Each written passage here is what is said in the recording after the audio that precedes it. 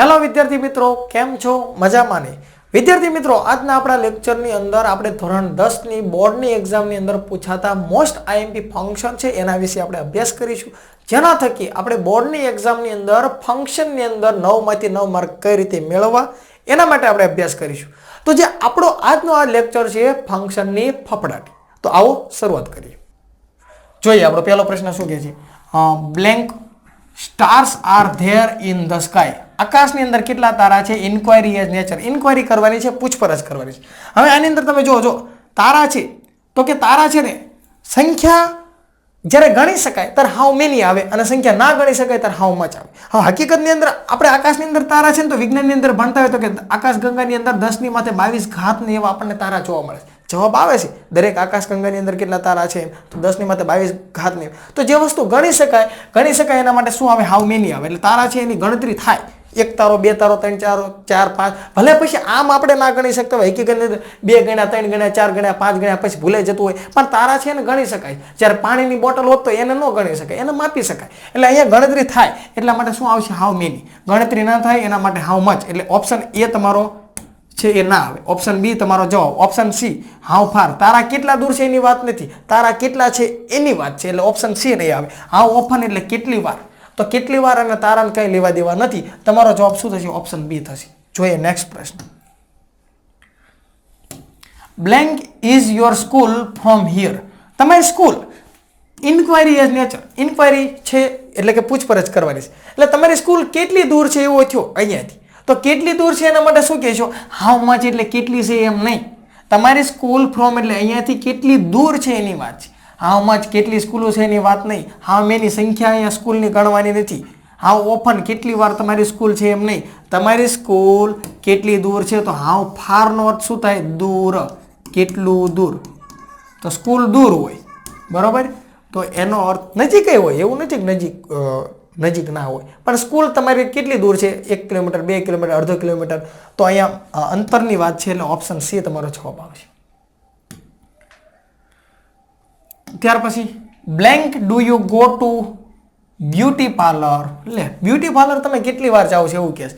Inquiry as nature, બરાબર. Beauty parlour કેટલી વાર જાઓ છો એવો જ થશે ને. હવે તમે જો હાઉ મચ, ભાઈ બ્યુટી પાર્લર છે અહીંયા જવાની વાત છે. હાઉ મચ એટલે કેટલું એમ નહીં.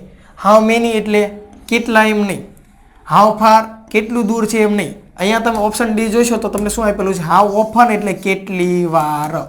આનો અર્થ શું થાય? કેટલી વાર, કેટલી વખત. તો હાઉ ઓફન કેટલી વખત ડુ યુ ગો તમે જાઓ છો બ્યુટી પાર્લર? દરરોજ જાવી છે. દરરોજ જાવી છે ના ભાઈ ના હો. ઓપ્શન તમારો શું થશે? Option D is the right answer. ચોથો પ્રશ્ન આપણો શું છે? તો કે યુ લુક વીક. તમે લુક એટલે દેખાવ છો, વીક એટલે નબળા. આમ તમે લોસ પોઝ થઈ ગયા હોય એવું લાગો, તમે થાકી ગયા હોય એવું લાગો. Giving advice. એડવાઇસ આવે તો આપણને એટલો ખ્યાલ આવવો પડે કે એડવાઇસની અંદર ઓનલી ફોર શુડ જ આવશે. એડવાઇસની અંદર શું આવશે? શુડ આવશે. શુડ અહીંયા બતાવે છે તો કે હા, બરાબર. તો પછી અહીંયા શુડ બતાવે છે એટલે આ નહીં આવે. જો અહીંયા શુડ બતાવે છે, અહીંયા શુડ બતાવે છે, બે જગ્યાએ શુડ બતાવે છે. તમારે યુ લુક વીક, તમે નબળા લાગો છો. તો તમે નબળા લાગો છો તો ઓપ્શન સી અને એ બે આપણને સંભાવના છે, પણ બેમાં શું જવાબ આવશે? તો તમે નબળા બતાવો છો યુ.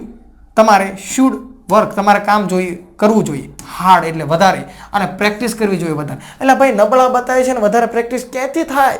વેત જ નથી. એટલે ઓપ્શન સી નહીં આવે. ઓપ્શન એ શું કહે છે? આઈ થિંક હું વિચારું છું યુ શુડ. તમારે ટેક રેસ્ટ, તમારે રેસ્ટ કરવો જોઈએ, તમારે આરામ કરવો જોઈએ. હવે તો અહીંયા જુઓ તમારો ઓપ્શન એ શું કહે છે?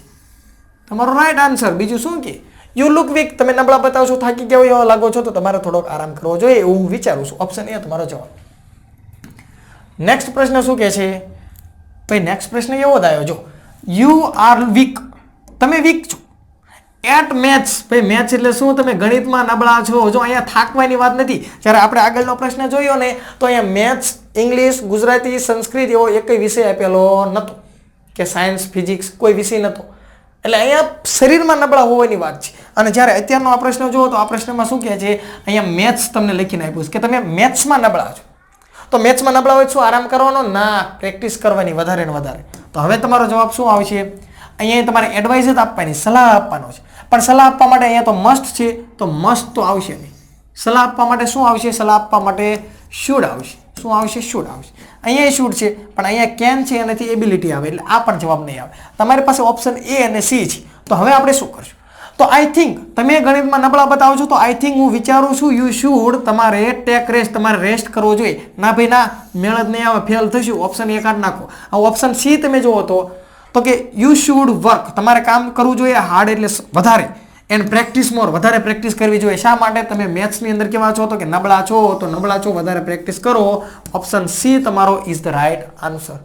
Okay, option she is the તમારો રાઈટ આન્સર.